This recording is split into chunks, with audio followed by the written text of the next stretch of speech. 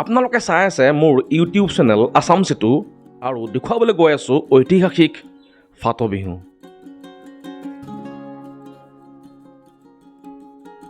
আৰু ঢকুৱাখানা নগৰত সোমোৱাৰ লগে লগে গম পালোঁ মানুহৰ মনবিলাক বিহুৰ কাৰণে থৌকি বাথৌ।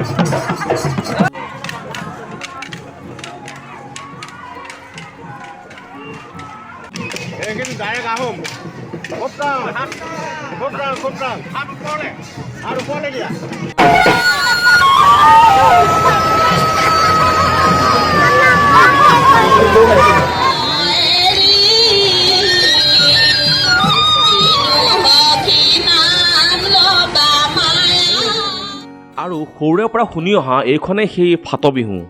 আমি আহি উপস্থিত হোমেন বৰগোহাঁই লিখাত পঢ়া সেই মহঘুলি চাপৰি। ঢকুৱাখানাৰ ফাট বিহু ঐতিহাসিক ফাট বিহু মহঘুলি চাপৰিত হোৱা চাবলৈ আহিলোঁ আজি। চাৰিওফালে খালি বিহু বিহু আৰু বিহু।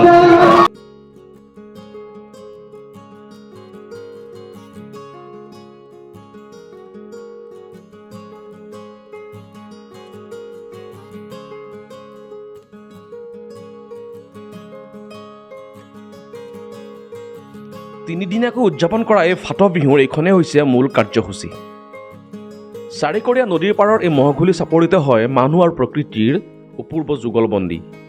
ইয়াৰ এই গছবিলাকৰ তলতে বিভিন্ন জাতি জনগোষ্ঠীৰ ডেকা গাভৰুৱে ওলা আহি মুকলিভাৱে বিহু মাৰে।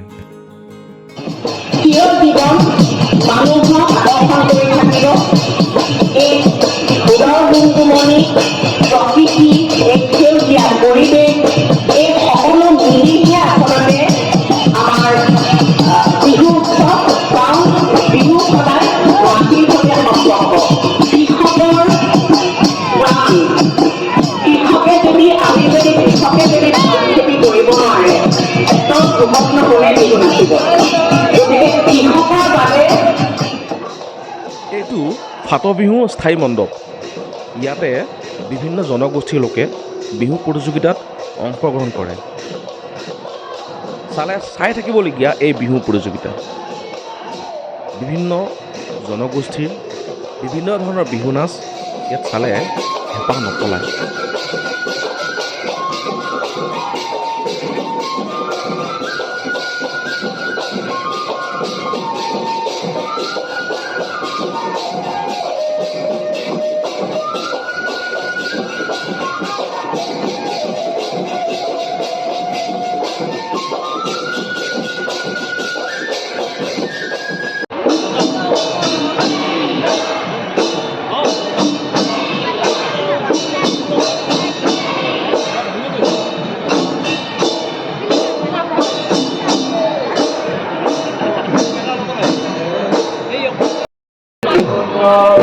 ফাট বিহুত আহি লগ পালোঁ অসমৰ স্বনামধন্য সাহিত্যিক মাননীয় ইছমাল ডাঙৰীয়া।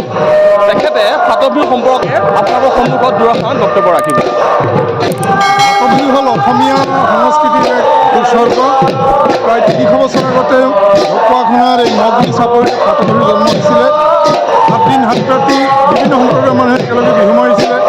এতিয়া তিনিদিনীয়াকৈ বহাগৰ ১ অনুষ্ঠিত হয় আনুষ্ঠানিকভাৱে। আৰু ইয়াত বিভিন্ন জনগোষ্ঠী আহোম, চুতীয়া, কৈবৰ্ত, কোচ, কলিতা, মিচিং, দেউৰী, হুৰুৱাল, কছাৰী বিভিন্ন সম্প্ৰদায়ৰ মানুহ আহে আৰু ইয়াত উমলি জামলি ফুৰে সকলোৱে 3 দিন।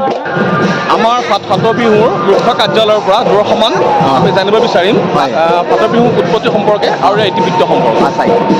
আচ্ছা এই ধন্যবাদ।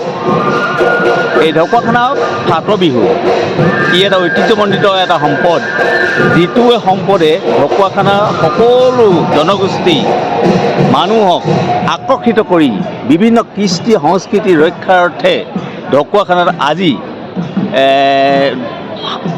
বহু বছৰ ধৰি নিয়মীয়া 61 চনৰ পৰা নিয়মীয়াকৈ এই অনুষ্ঠানটো পাতি অহা হৈছে। এবছৰ ক'ভিডৰ কাৰণে পতা নহ'ল, কিন্তু বাকীখিনি সময়ত ধাৰাবাহিকভাৱে ঢকুৱাখানাৰ বিভিন্ন জাতি জনগোষ্ঠী ব্যক্তি মিচিং, আহোম, চুতীয়া, কছাৰী, বড়ো, কামতি ইত্যাদি সকলো জনগোষ্ঠী যি কৃষ্টি সংস্কৃতি এই সংস্কৃতি প্ৰদৰ্শন কৰিবলৈ সক্ষম হৈছে। আৰু লগতে এই ঢকুৱাখানা যি ফাট বিহু, এই ফাট বিহু যি নামাকৰণ কৰা হৈছিলে, এইটো এনেধৰণৰ এটা বস্তু যিটো ফাট বিহু যে এনেধৰণে আচল যিটো তথ্য সেইটো এতিয়ালৈকে আমি উদ্ধাৰ কৰিব পৰা নাই।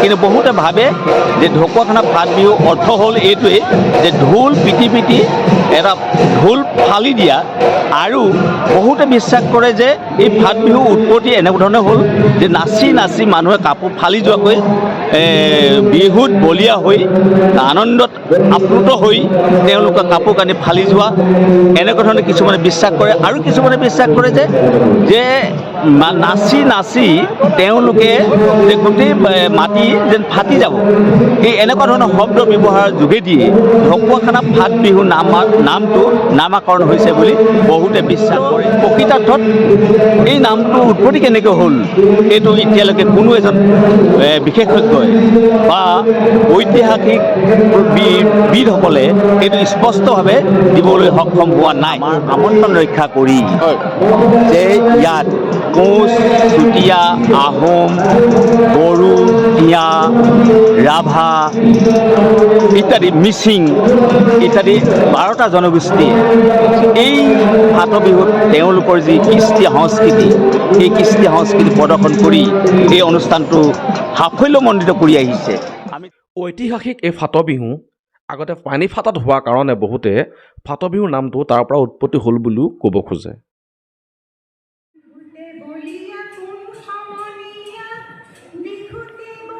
এই যে বিহুগীত জুৰিছে কোনে গাইছে জানেনে? অসমৰ সু সাহিত্যিক অনুৰাধা শৰ্মা পূজাৰী বাইদেউ।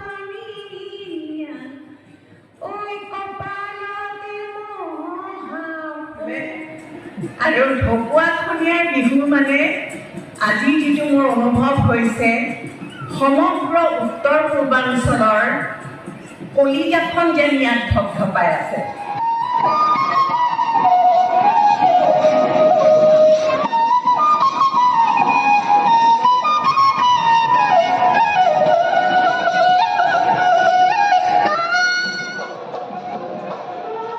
আৰু এইখনে হৈছে ফাট বিহু 2023ৰ বিহু দলসমূহৰ বাবে নিয়মাৱলী। ইয়াত স্পষ্টকৈ লিখা আছে কেইজন দলত থাকিব, কি সাজ পৰিধান কৰিব লাগিব, কিমান মাচুল দিব লাগিব ইত্যাদি।